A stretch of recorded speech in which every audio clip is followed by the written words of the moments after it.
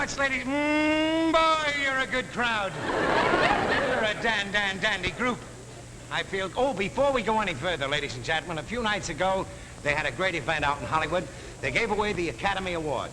And our own New York Shirley Booth won an award, and the gentleman who won it for the best actor was Gary Cooper. And believe me, I am really thrilled and happy to say that we have Gary Cooper backstage. What do you say we give him a nice big hand, maybe come out and take a little bounce?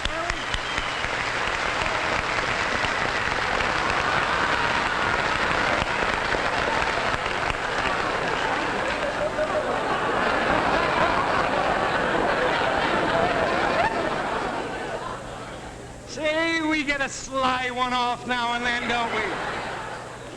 Well, here it is spring, ladies and gentlemen. And I want to say I have a little announcement to make. The park department asked me to make this to you. For all of you young people, kids who play in the park during the spring and have been waiting for spring, and you people who just like to stroll through the park at this beautiful time of the year, and for you lovers who have breathlessly been waiting for spring, may I bring you this message from the park department. Keep off the grass!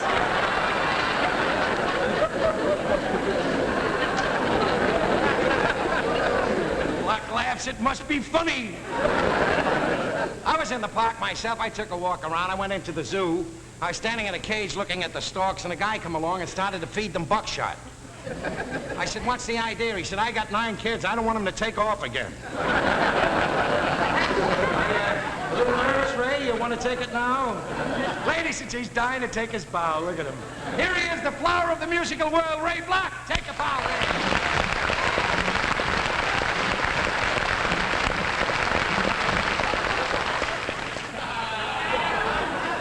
I saw that last little nod you gave the crowd. Good for you. You know, he looks pretty good at that, I'll tell you. You really do. I want to tell you, pal, you look great, and there's a reason for it. You know, he has a farm, and I was talking to him about the farm the other night, and I said, what is it? He says, well, he said, I go to bed with the chickens at night. He said, I get up in the morning with the chickens. I said, well, how do you like it? He says, all right, except when I roll over, I break a few eggs. He is a good boy. Incidentally, I want to squash a rumor that's been going around that Ray Block drinks. I'm just going to try to squash it, Ray. I'm not promising anything, you know. You know, at one time, Ray Block, I want to tell you about Ray. At one time, he was a mountain climber. He had a big thing about mountains. He used to go over to Europe and try to climb up Mount Kamakuchi or something. Well, he and a friend of his, he talked some poor soul friend of his to go with him. And they're climbing up this hill. They must have gone up this mountain for about a mile and a half, and it's all snow and it's freezing and everything else. They're finally exhausted. They ran out of supplies, so they sit down on a little hill of snow. They're giving up. This is it. This is the end. And just then, a St. Bernard comes around from the pile of snow, and he has a keg of whiskey under his chin. And Ray's friend said, how do you like that? He says, there's man's best friend. And Ray says, yeah, and they sent a dog, too.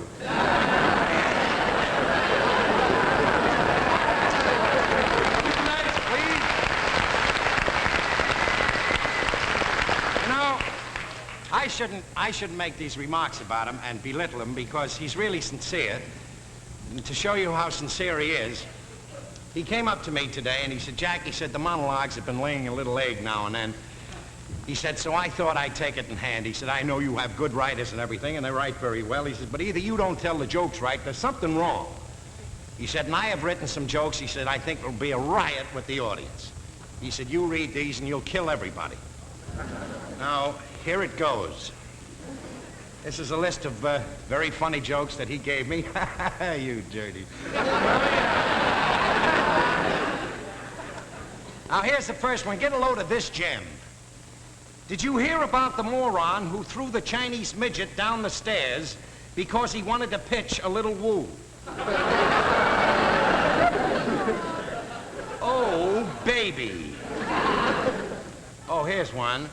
This one is told about... I like the way you write them, too. That's nice. This one is told about King Arthur. It seems one of King Arthur's knights was in need of a horse. The stable boy was sent out to get one, but instead of a horse, he came back with a large dog.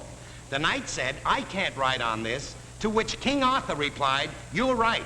I wouldn't put a knight out on a dog like this.